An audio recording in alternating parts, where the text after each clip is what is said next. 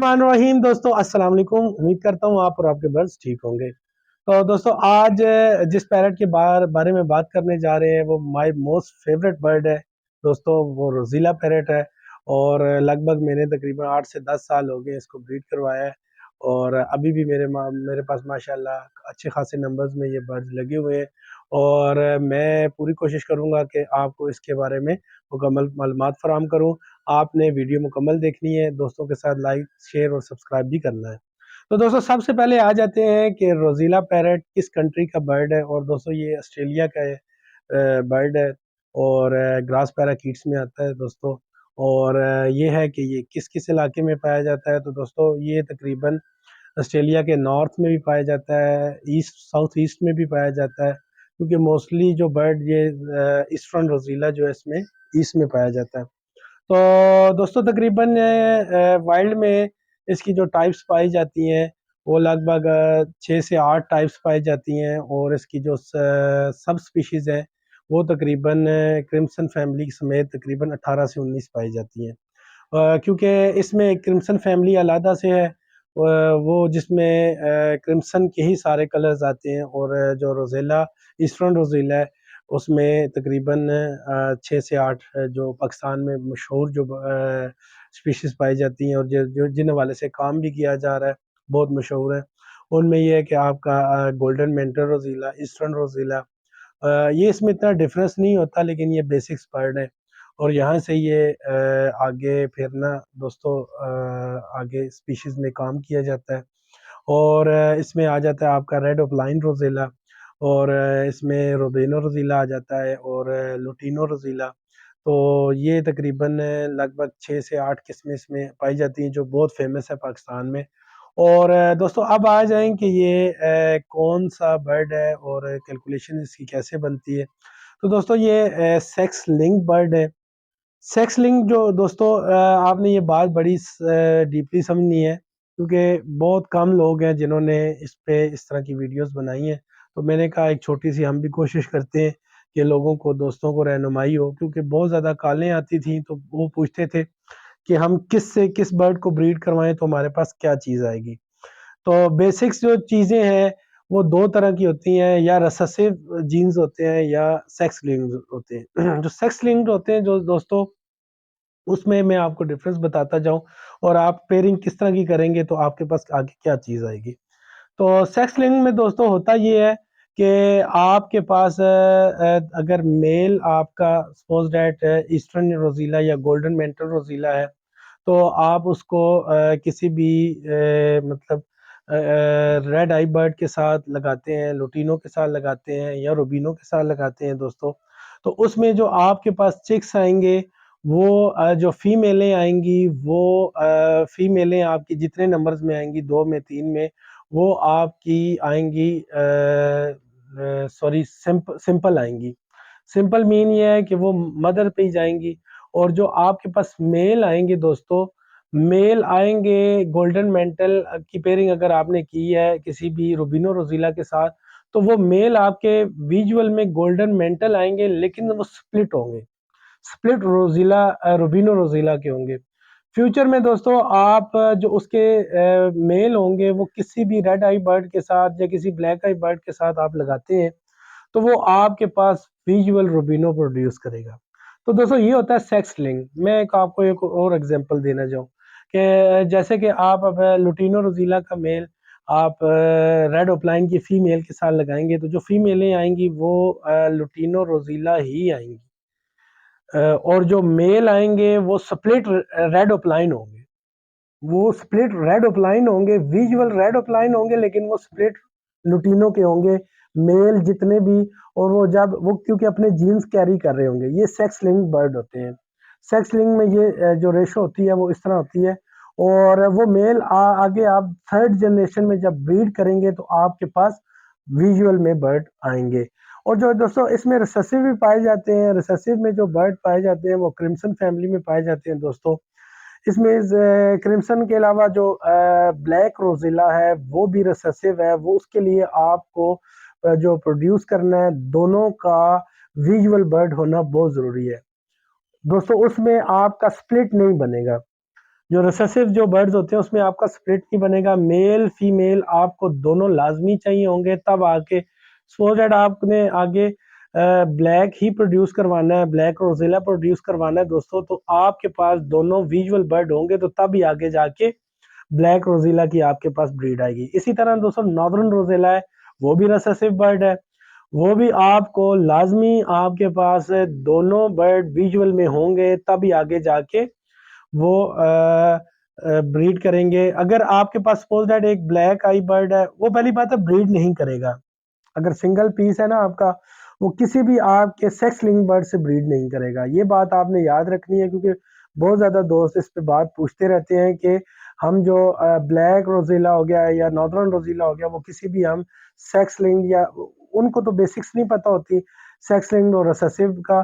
तो दोस्तों जो तकरीबन आप ये नॉर्दर्न रोजीला या ब्लैक रोजीला या इसमें पहली हेडेड रोजीला, ये बर्ड्स दोस्तों आप सेक्स लिंग से ब्रीड आप लगाएंगे भी तो वो ब्रीड नहीं करेंगे, और ब्रीड करेंगे भी तो वो आपके पास पेरेंट्स का रिजल्ट जो है ना, वो जो आप चाहते हैं कि आप नॉर्दर्न रोजीला लगा के फीमेल उसके साथ किसी किस्म की, तो वो रिजल्ट आपको नहीं आना।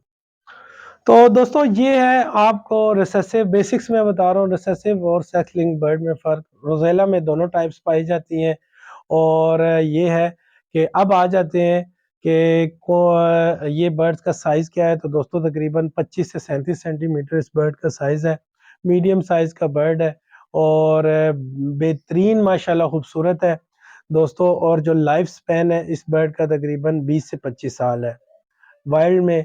और कैप्टिविटी में अगर आप इसको डाइट वगैरह अच्छी दें, अच्छा इसका ख्याल रखें, तो ये इससे ज़्यादा भी सर्वाइव कर जाता है।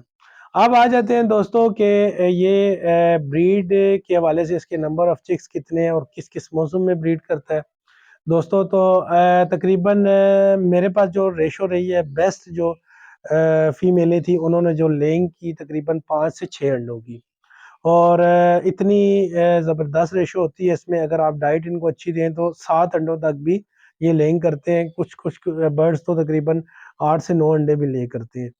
तो ये दोस्तों इनकी रेशो होती है।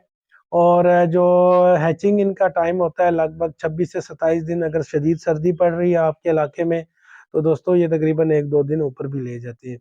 और बात करें पेरेंट्स बिहेवियर के, तो पेरेंट्स इनके बहुत ज़्यादा अच्छे होते हैं दोस्तों, और अपने चिक्स पालते भी हैं। और ये है कि इसमें पेरेंट्स का कभी भी कंप्लेन नहीं आई, बहुत कम आपको। अगर आपकी पेयरिंग्स ठीक नहीं है, पेयरिंग्स के बारे में बात करूंगा कि आपको पेयरिंग किस किस किस्म की लगानी चाहिए, तो वो भी मैं आपको इंशाल्लाह ताला डिटेल में आगे वीडियो में बताऊंगा। तो पहले इस चीज़ को क्लियर करता जाऊं। तो पेरेंट्स अच्छे होते हैं, लेकिन डिपेंड करता है आपने पेरेंट्स किस किस्म के लगाए हैं। तो पेरेंट्स के अलावा इशू कोई नहीं है। अब आ जाते हैं कि ये हार्ड ब्रीडर है या ईजी ब्रीडर है दोस्तों। तो दोस्तों ये है कि है थोड़ा ये नखरे वाला परिंदा है। ब्रीड कर रहा हो तो एक जगह पे ब्रीड कर रहा होता है, लेकिन अगर आप इससे छेड़छाड़ कर दें, केज की कोई जगह चेंज कर दें या इसके बॉक्स वगैरह हटा दें। मेरे साथ कुछ इस तरह हुआ था। मैंने कुछ बर्ड्स एक जगह पे ब्रीड कर रहे थे, और वहां से मैंने अच्छे खासे अपने ब्रीडर बर्ड्स जब शिफ्ट किए केजेस में, दूसरे बड़े केजेस में, तो वो तकरीबन साल 2 साल मुझे फेस करना पड़ा। वो बर्ड मेरे ब्रीड नहीं कर रहे थे। तो यहाँ से मैंने नोटिस किया कि ये बर्ड थोड़ा मूडी टाइप है, अपने मूड में रहता है। अगर ब्रीड पे आ जाए तो आपका ब्रीड आसानी से करता है, और ना ब्रीड पे आए तो मोस्टली ये पाकिस्तान में देखने में आया है कि बहुत ज़्यादा लोग इसमें नाकाम रहे हैं। ब्रीड उनके पास अच्छा नहीं किया। लेकिन ये है कि दोस्तों कुछ चीज़ें ये है कि आपकी अपने पे भी डिपेंड करती हैं, कि ये नहीं है कि सारा कुछ बर्ड्स पे ही है। ये जब आप अपनी तरफ से 100% देंगे तो फिर डिपेंड करता है कि बर्ड का बिहेवियर कैसा है। अगर आप उसकी नेचर के हिसाब से ठीक चल रहे हैं तो फिर तो ब्रीड कर जाता है। लेकिन ये है कि सारा बर्ड्स का ही कसूर नहीं होता। आप अपने आप को भी जज किया करें कि आप अगर जो बर्ड्स की रिक्वायरमेंट है आप उसके हिसाब से अगर इसको दे रहे हैं, फिर नहीं करता तो फिर तो एक इशू है। तो मोस्टली जो पाकिस्तान में लोगों ने इस बर्ड की हैबिट के हिसाब से ट्रीट नहीं किया, जिसकी वजह से तकरीबन मेरे जो सर्कल में लोग हैं काफ़ी सारे लोगों ने बर्ड्स लेके गए, लेकिन रोज़ेला ब्रीड नहीं करवाया। दोस्तों ये है कि ये आप इस बर्ड को लेके जाएं, रखें, एंजॉय करें। तकरीबन आपके ये अगर एवरी में 1-2 पेयर 3 पड़े हों तो आपको अच्छा है, एंजॉयमेंट महसूस होती है। बर्ड्स को रखें और ये है कि आप इसे एक बिजनेस पर्पस के लिए नहीं ले सकते, क्योंकि ये बर्ड आपका फौरन सेटल्ड होने वाला नहीं है।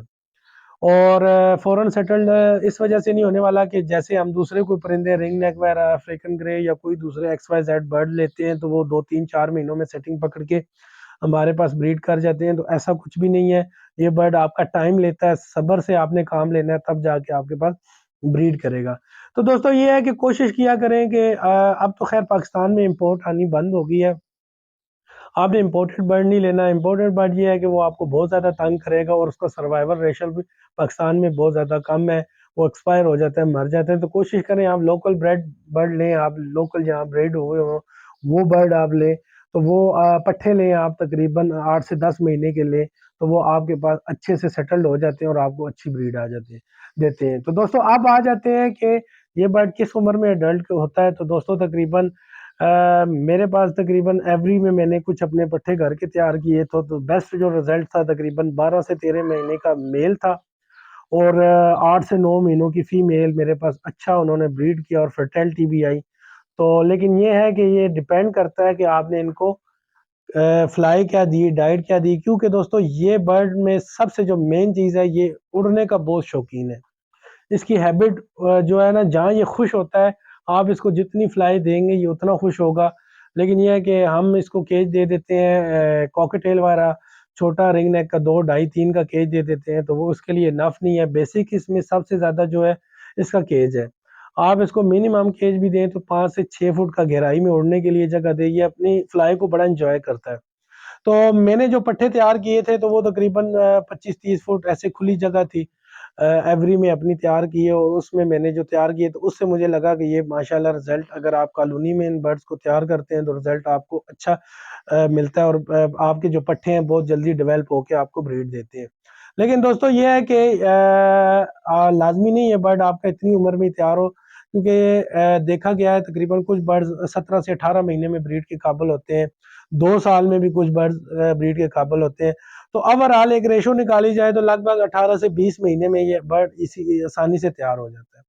तो आप कोशिश करें कि दोस्तों आप ना जब भी ये बर्ड लें तो तकरीबन 8 से 10 महीने के पट्ठे लें, ताकि वो 8 10 महीने आपके साथ रहें, आपके माहौल को अंडरस्टैंड करें और जल्दी एडजस्ट हो जाएं, और जब ब्रीड के काबिल हों तो वो मेंटली सेटल्ड हो चुके हों। तो दोस्तों अब आ जाते हैं कि इसके जीन आइडेंटिफाई कैसे करें, बर्ड की जेंडर को कैसे आइडेंटिफाई करें। तो दोस्तों बर्ड के जेंडर को ये है कि आप कोशिश करें कि जहाँ से भी आपने बर्ड्स लेने हैं तो क्लोज रिंग में डला हुआ हो, और कोशिश करें कि आप डीएनए सस्ते हो चुके हैं, अच्छी किसी लैब से आप डीएनए करवा लें, या उस बंदे से जिससे आप ले रहे हैं उससे कि आपको डीएनए करवाए। तो पेयरिंग इस तरह अंदाजे पे आपने नहीं लेने, लेकिन ये है कि मिच्योर आप जब प्रॉपर इस फील्ड में मिच्योर हो जाएंगे फिर तो आपको आप जज कर सकेंगे। लेकिन ये है, फिर भी मैं आपको कुछ टिप्स देता जाऊं, ये आपने टिप्स मद्देनजर रख के आप जेंडर को आइडेंटिफाई कर सकते हैं। तो दोस्तों जो ये है कि मेल का जो कलर है वो फीमेल की निस्बत ज्यादा शार्प होता है, फीमेल का कलर लाइट होता है, मेल का उभरा हुआ कलर होता है, बहुत ज्यादा माशाल्लाह खिला हुआ कलर होता है फीमेल की निस्बत। और दोस्तों मेल का जो हेड है वो फीमेल से थोड़ा मोटा होता है, और फीमेल का थोड़ा छोटा सार होता है। और सबसे जो मेन आपको इसमें आइडेंटिफाई करना है आपने जेंडर को, तो मेन चीज ये है, ये 2 चीजें आपने मद्देनजर रखनी है। और थर्ड चीज जो है, आपने विसल करनी है। ऐसे विसल करेंगे तो आपको मेल आगे से विसल करके रिस्पॉन्स देगा। इसमें यह है कि मेल जो जब ब्रीडिंग पे आते हैं या वैसे 8 से 10 महीने के जो पीस हैं पट्टे मस्ती में आते हैं तो वे विसल करना स्टार्ट करते हैं। फीमेलें भी विसल करती हैं दोस्तों, लेकिन मेल की विसलिंग और होती है। जब आप मेल को विसल करेंगे वो आपको आगे से रिस्पॉन्स करेगा और ऐसे अपने शोल्डर्स उठाएगा आगे, और तो टेल अपनी ऐसे बिल्कुल ना पंख बना लेगा, उस तरह की टेल करेगा। तो ये, और दूसरा ये कि मेल स्टिक पे ऐसे मतलब ना बड़ा अकड़ के चलता है, तो वो आप उसकी इस तरह ना चलने को भी जज कर सकते हैं। तो दोस्तों फिर सबसे ये है कि मेन चीज़ ये तो एक आपको जेंडर की आइडेंटिफिकेशंस बता रहा हूँ, आप जज करना सीख लें, आपको पता होना चाहिए। लेकिन ये है कि दोस्तों कोशिश किया करें कि डीएनए बर्ड ने और क्लोज रिंग लगा हुआ हो और डीएनए अच्छी लैब का हो, तो वो सबसे अच्छी चीज़ है दोस्तों। आप ज़ाहिर बात है एक 50 60 हज़ार या 70 हज़ार का पेयर लेते हैं, तो आप 1000 2000 का डीएनए नहीं करवाते। तो आप कोशिश किया करें किसी से, अगर आप बड़ा पेयर भी लेते हैं तो घर ला के कोशिश किया करें कि आप डीएनए लाजमी करवाएं, या उस बंदे को कहें मैं फ्रेश डीएनए करवाऊंगा। क्योंकि मोस्टली देखने में ये आया है कि बहुत सारे दोस्तों ने या तो दोनों मेल रखे होते हैं दोस्तों, या दोनों फीमेलें रखी होती हैं। ब्रीड ना आने की वजह भी यही होती है। तो आप रोजेला को कोशिश किया करें कि आप जैसे ही किसी से परचेज कर रहे हैं तो या तो उससे कहें कि यार मैं आपसे परचेज करता हूँ लेकिन मैं डीएनए करवाऊंगा। आप उससे सैंपल लेके डीएनए सबमिट करवाएं, जैसे रिजल्ट आए आप पेयर उठा लें। तो इस तरह का काम कर लें, या पट्टे उठा रहे हैं कहीं से तो 8-10 पट्टे उठा रहे हैं, आप घर ला के उनके डीएनए करें। वैसे ना आप इन चक्करों में ना पड़े, क्योंकि ये होता ही है कि मैंने देखने में आया जब ब्रीडिंग सीजन 2-2 साल लोग रख लेते हैं, जब वो हमें बेचते हैं या हम कहीं विजिट करते हैं तो देखते हैं, हम उनको कहते हैं ये तो दोनों फीमेल हैं या दोनों मेल हैं। तो उसका उस वक्त उनको अच्छा खासा उनका टाइम ज़ाया हो चुका है होता है, और वो दिली तौर पे काफ़ी मायूस भी हो चुके होते हैं। तो आपको बेहतरीन हाल यही है कि आप डीएनए करवाया करें। अब दोस्तों आ जाते हैं कि इसको केज साइज क्या देना चाहिए। तो दोस्तों इसको केज साइज जो है ना, आपको जो सबसे मैंने आपको कम साइज बताया है 2.5, 3, 5 या 6, तो 4 भी आप दे देंगे तो फिर भी ठीक है। लेकिन ये है कि दोस्तों इसको फ्लाई ये बहुत ज़्यादा एंजॉय करता है। तो आपने ये इसको केज साइज देना है दोस्तों, और जो आपने इसको बॉक्स का साइज देना है वो गहराई वाला हो काफ़ी, लगभग तकरीबन 18 से 20 इंचेस का वो गहरा बॉक्स हो। और रिंग नेक या रा का आप इसको बॉक्स दे सकते हैं, रिंग नेक रा का बॉक्स आप इसको दे सकते हैं। तो दोस्तों अब आ जाते हैं कि ये बर्ड्स को आपने रखना किस कंडीशन में है, किस माहौल में रखना है। तो दोस्तों ये है कि अगर आपके पास एक पेयर है तो फिर तो ठीक है, और एक से ज़्यादा पेयर है तो आपने लाजमी बीच में कोई ना कोई इनके हाइडेंसी रखनी है, आपने पर्दा रखना है, तब जाके ये ब्रीड करेंगे। क्योंकि होता यही है कि ये मेल मेल आपस में एग्रेसिव हो रहे होते हैं, एग्रेशंस दिखा रहे होते हैं, और फीमेल की तरफ कम टाइम स्पेंड करते हैं। तो आपने लाजमी इनके बीच में फासला रखना है ताकि एक दूसरे को देख ना सकें। और आ जाते हैं कि दोस्तों अब इसका डाइट प्लान क्या है। तो दोस्तों डाइट में ये बर्ड तकरीबन वाइल्ड में तो ये तकरीबन ग्रास सीड्स भी खाता है, फ्लावर बर्ड्स खाता है, फ्रूट्स वेजिटेबल और इस तरह की चीज़ें। और यहाँ पे आप कोशिश करें कि घर में अगर आप ना इनको देते हैं तो लाजमी आप हाई प्रोटीन बर्ड है लेकिन फैट नहीं देना आपने, हाई फैट बर्ड नहीं है ये। तो आपने कोशिश करना है कि दोस्तों इसको प्रोटीन वाली चीज़ें, जिन सब्जियों में प्रोटीन लेवल अच्छा है आप वो सर्व करें, जिन फ्रूट्स में, फ्रूट्स ये अगर आप पट्ठे लेते हैं घर में, पट्ठों को आपने आदी करना है फ्रूट्स वेजिटेबल खाने का, तो आपने लाजमी इनको फ्रूट्स वेजिटेबल सर्व करनी है दोस्तों। और सॉक सीड भी आप अगर देते हैं तो ये, और इनके लिए जो रिच ऑफ प्रोटीन है जो मैं सर्व करता हूँ बर्ड्स के लिए, एग ब्रेड बहुत ज़्यादा अच्छा है, इनका प्रोटीन लेवल काफ़ी अच्छा कर देता है। तो दोस्तों डाइट में आपने इनको मोटी सीड नहीं डालनी, हैवी सीड जो हम अफ्रीकन ग्रे को, मकाओ काकाटू, रिंग नेक को देते हैं, रॉ पैरेट को देते हैं, तो वो आपने इनको सीड्स नहीं देनी। आपने बेसिक जो इसकी, मैं आपको अपना चार्ट भी साथ में रोजेला का शेयर कर दूंगा जो मैं सीड्स वगैरह बनाता हूँ। तो बेसिक आपने कनेरी सीड की ऊपर इनकी बेस बनानी है। सपोज दैट आपका 20 किलो दाना बन रहा है, तो आपने तकरीबन उसमें जो बेसिक आपने ग्राउंड बनाना है जिस दाने का, वो आपका कनेरी सीड होगा। वो लगभग आपका 20 किलो दाने में 7 से 8 किलो जानी चाहिए। और बाकी जो 6-7 मोटी मोटी चीज़ें मैं आपको मेंशन कर दूंगा जो हाई फैट नहीं है लेकिन प्रोटीन के एतबार से काफ़ी रिच है, तो आपने वो देनी है। और सूरजमुखी की जिसमें तादाद इतनी नहीं होनी चाहिए, अगर 20 किलो दाना है तो आपका तकरीबन मैक्सिमम भी उसमें जाएगी तो 2 केजी आपकी सूरजमुखी जाएगी, क्योंकि वो फैट करता है इस बर्ड को। तो दोस्तों एप्पल विनीगर आप इसको टाइम टू टाइम दिया करें, क्योंकि इसमें जो प्रॉब्लम आती है, जो इसमें बीमारियां आती हैं वो ज़्यादा, इसके पेट में कीड़े पैदा हो जाते हैं, वर्म्स होते हैं, तो वर्म्स की वजह से ये बर्ड तकरीबन कमज़ोर होना शुरू होता है और मर जाता है। तो उसके लिए बेहतरीन हाल यही है कि आप एप्पल विनीगर इसको ज़्यादा से ज़्यादा तकरीबन टाइम आप टाइमली इस्तेमाल करवाएं, ज़्यादा तो नहीं लेकिन टाइमली आप इस्तेमाल करवाएं, वीक में 1 दिन और हफ्ते में मंथ में तकरीबन 4 बार। तो ये आप इसकी रूटीन रख लें, इंशाल्लाह ताला इसमें किसी किस्म की बीमारी नहीं आएगी। अब दोस्तों इसका देखते हैं सर्वाइवल रेट कि ये क्या करता है, बर्ड गर्मी सर्दी बर्दाश्त कर सकता है या नहीं कर सकता। तो दोस्तों ये है कि लोकल आपका जो बर्ड है वो अल्हम्दुलिल्लाह शदीद गर्मी में भी सर्वाइव करता है। लगभग मेरे यहाँ इधर टेम्परेचर गर्मी में तकरीबन 50 को भी टच करता है, और अल्हम्दुलिल्लाह मेरा गर्मी में भी मोर्टेलिटी नहीं आती। और शदीद, क्योंकि मैदानी इलाका है और शदीद सर्दी भी पड़ती है, लगभग टेम्परेचर इन दिनों रात को जो तकरीबन 6, 7, 5 तक, और अगले जो जनवरी में अगर बारिशें हो जाएंगी तो 1, 2 भी जाता है। और अल्हम्दुलिल्लाह मेरे उसमें बर्ड बड़े हैप्पी होते हैं। इवन के इन दिनों में भी ये बर्ड बाथ लेने का बहुत ज़्यादा शौकीन है। आपने इसे पानी ज़्यादा सर्व करना है खुले बर्तन में, ये नहाने का बहुत शौकीन है और बहुत अच्छे से ये नहाता है और अपने आप को फ्रेश रखता है। तो दोस्तों आपने इसे पानी सर्व करना है, खुला बर्तन सर्व करना है जिसमें ये नहाए, एंजॉय करे। और